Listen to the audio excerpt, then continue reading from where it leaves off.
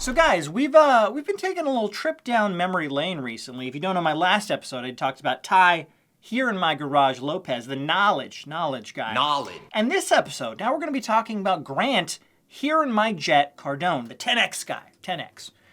So yeah, we're talking about Grant Cardone. Now, I've talked about him in the past. Many people have talked about Grant Cardone in the past. He is one of YouTube's original fake gurus. He's been on the platform since 2007, so he's almost pushing 2 decades on the platform at this point. He has 2.65 million subscribers. Been on the platform for a long time. Very successful. Now, that's not all organic. He's actually run a bunch of ads to his channel over the years. But still, a lot of people have heard of Grant Cardone. And initially, a lot of people really respected Grant Cardone when he first started on the platform. But over the years, a lot of information has come out about him, and a lot of people have been making negative videos about him. And now, Grant Cardone, he doesn't really have a lot of respect on YouTube. If you actually watch his newer videos, most of his videos don't even break like 10 to 15,000 views. For a channel that has 2.6 million subscribers, and your videos are only getting 10,000 views, that's a little embarrassing, I gotta say. It's not been doing too well for Grant Cardone. Now, what this video is actually about, if you don't know, earlier this year, Grant Cardone sued someone, and that case has been in trial for a while now. And a lot of the documents that have been coming out, I'm going to show you the documents in this video, they don't paint Cardone in a very good light. It actually paints him in a very bad light, and potentially, if some of these documents are true, it allegedly paints him as a criminal. Again, allegedly. Nothing has been proven yet. I want to point that out, because Grant Cardone wants to sue some people, so point that out. But I'm going to show you these documents in a minute, and Grant has no one to blame for these documents coming out other than himself, because he sued someone, and now all of this evidence is out there. Now, before I show you the documents, let's go into a little bit of the history, excuse me, of how we actually got to this point. Now, like I said, Grant Cardone, he started out on YouTube back in 2007, and over the past 5-6 years, a lot of people have been calling him out as a scammer, as a fake guru, as a con man. And one of these individuals was a guy named John Legere. He's not actually a YouTuber. He's actually the former CEO of T-Mobile. And John Legere and Grant Cardone got in a beef in a Twitter hangout where you talk over Twitter. And basically, John accused Grant Cardone of being a con man. He accused him of not being a billionaire, because Grant Cardone likes to tell everyone that he's a billionaire, and he is definitely a billionaire.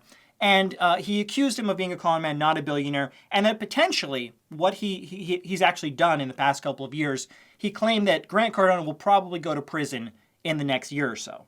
John, hey, Grant, you are the biggest bullshit artist on the planet. Why are you trying to diminish everybody in the room? No, just you, Grant, because you're a fucking con man. I'll say this on this room right now. I believe that in the next year, Grant Cardone will be found guilty of fraud. I believe that Grant Cardone will be found guilty of fraud, and I want nothing to do with it. John, do you know of anybody that I have been fraudulent to? I think you're a fake, somebody that says I used to be an addict, and I think you're fake. That's my opinion. By the way, he's not a billionaire. Yep. He doesn't have close to $1 billion. And he is somebody. How do you know? Somebody here. He's somebody who is self-promoting. And if you go to the world of CNBC, go to CNN, go to the world, ask about Grant Cardone. He doesn't exist. How do you know what I'm worth, John? How do I know what you're spending under the radar to live your lifestyle? How do you know where my money comes from? You don't know anything about me financially? Just admit that, John. So how much you paying to the church, Grant? John, John, what does that matter? How much you paying to the church? John, what do you know about me financially? You just said you just made a bunch of claims about what I am. Hey, what I know, Grant, is that you say all the time you're a billionaire, that you have $4 billion. So, in real estate, do you? Are you a billionaire? John, what do you know about my finances? Here's your chance, Grant. Are you a billionaire? I don't need a chance with you. You're the one who's you a coming billionaire? in here. Tell the group. Hey, Grant, your profile says you're a billionaire. Are you a billionaire? John, I'm not going to even answer your questions right now. Are you? Now, that clip I showed you was actually posted by another channel called Growing Up in Scientology.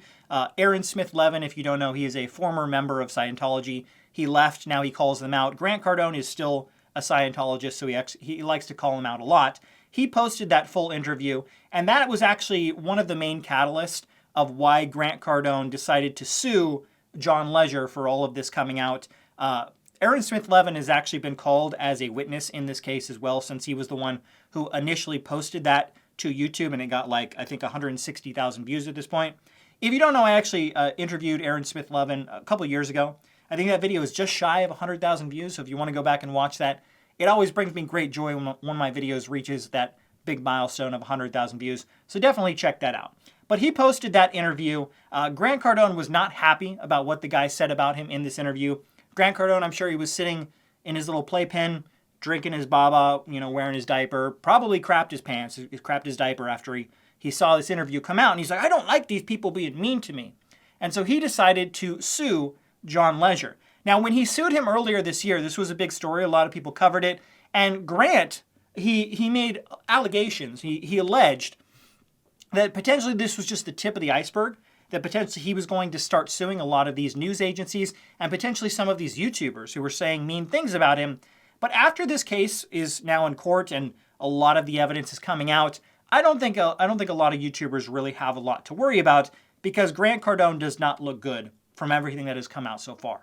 Okay, so with that being said, let's get into some of the actual documents from the case. And this first document I'm going to show you, it does not paint Grant in a very good picture. And if what the allegations say are true, again, these are just allegations at this point, but if what they say is true, then basically Grant Cardone is a criminal. If what they say is true, I got to say that. Allegedly. Nothing has been proven at this point. But let's take a look at this. So this is defendant's motion to overrule plaintiff's objection to notice of subpoena without deposition to Susan Scheinman. So pursuant to Florida Rules of Civil Procedure 1.351, defendant John Legere respectfully moves this court for an order overruling plaintiff's objection of notice of intent to serve subpoena without deposition. Defendant seeks to issue a document subpoena to Susan Scheinman.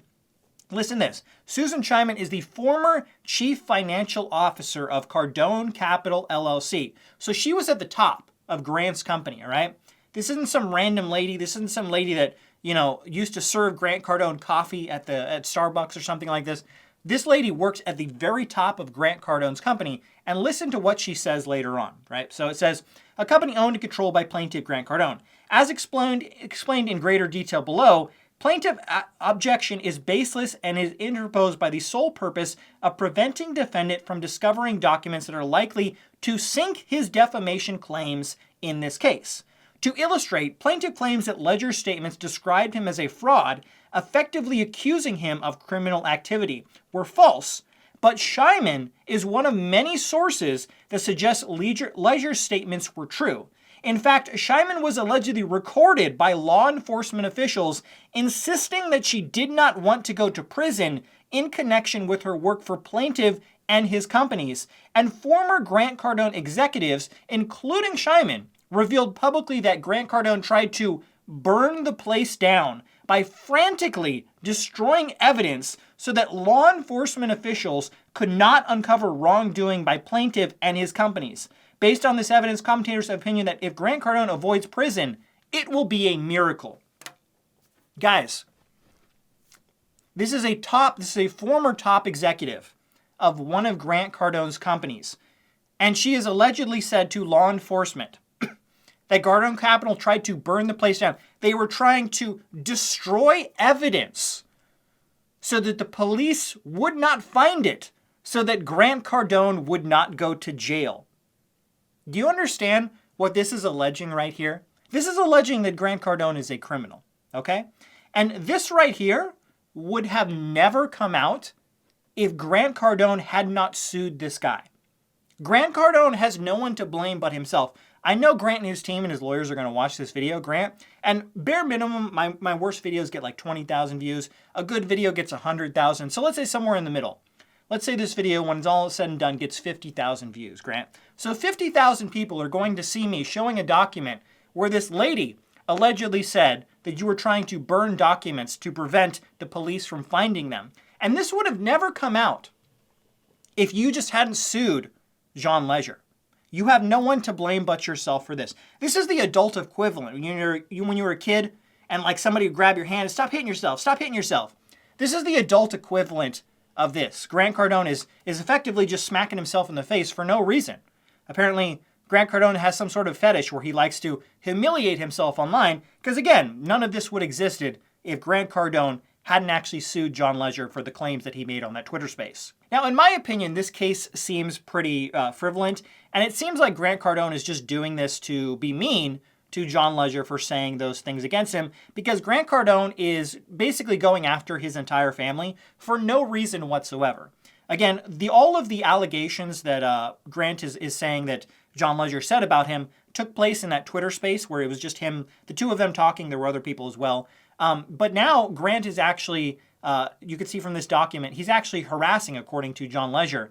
He's harassing Christine Legere, his daughter, and his former spouse, Laura Kama. He's issuing subpoenas to try and get information from them when they have nothing to do with this case at all. There's no reason for Grant to be subpoenaing these people since they have nothing to do with the case, but he wants to do it, and now defendant John Legere is trying to quash the harassing subpoenas that Grant Cardone is issuing to his family.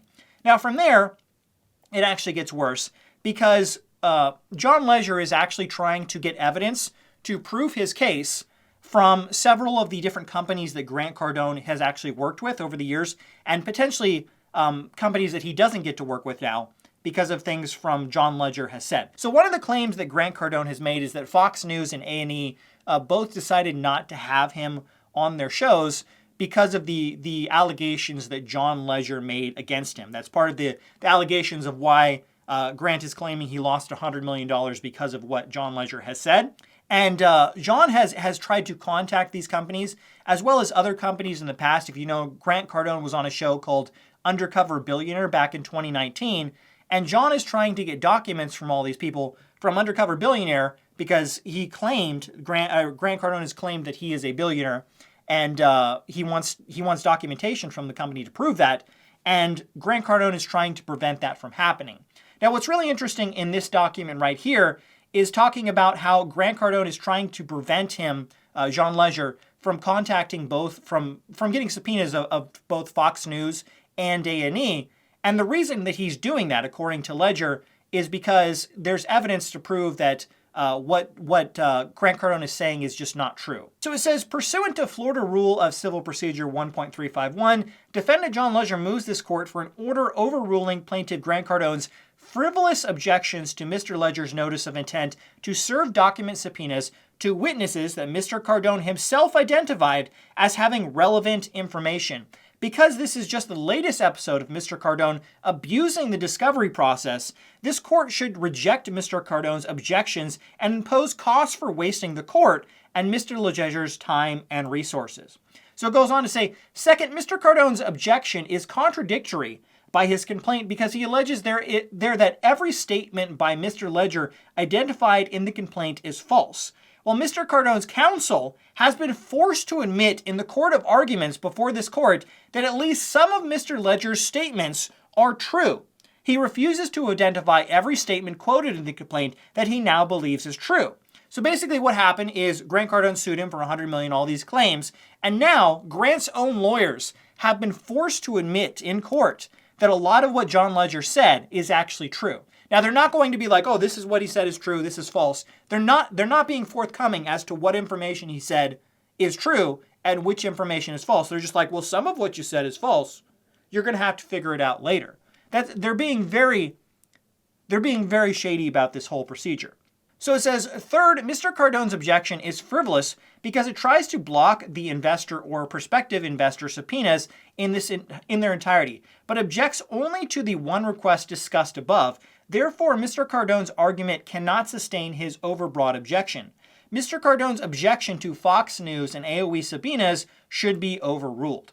So what's really interesting, like I said, Grant Cardone has claimed that because of John Legere's statements, he's lost over $100 million, and he hasn't been able to go on these shows like Fox News. What's really interesting is I've found a lot of videos just in the past few months since this lawsuit happened of Grant Cardone has now appeared on, I think, Fox Business or Fox, I think it's Fox Business.